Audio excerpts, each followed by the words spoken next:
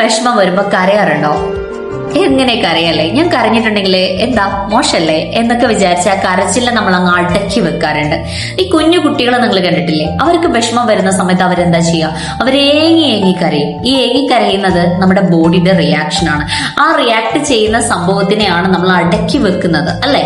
അത് അടക്കി വെക്കുമ്പോൾ നമ്മളെ ഉള്ളിൽ നിന്ന് പുറത്തു പോവേണ്ട ഈ കാർബൺ ഡൈ ഓക്സൈഡ് കംപ്ലീറ്റ് എന്ത് ചെയ്യണം? അതിനെ അങ്ങ് അടക്കി വെച്ചിട്ട് നമ്മൾ ഉള്ളിനെ അങ്ങ് നെഗറ്റീവ് ആക്കി കളയാണ് ചെയ്യുന്നത്.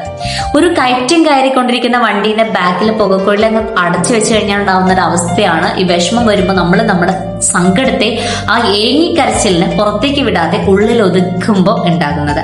അപ്പൊ ഇനി നമുക്ക് സങ്കടം വരികയാണെങ്കിൽ, വിഷമം വരികയാണെങ്കിൽ ചെയ്യേണ്ടത് ടേക്ക് എ ഡീപ് ബ്രീത്ത്. നന്നായിട്ട് അങ്ങ് ശ്വാസം ഉള്ളിലേക്ക് എടുക്കുക. എങ്ങനെയാ? ഒന്നുകൂടെ എടുക്കുക. ദെൻ കുറച്ച് ഹോൾഡ് ചെയ്ത് വെച്ചതിന് ശേഷം റിലാക്സ്. Once more.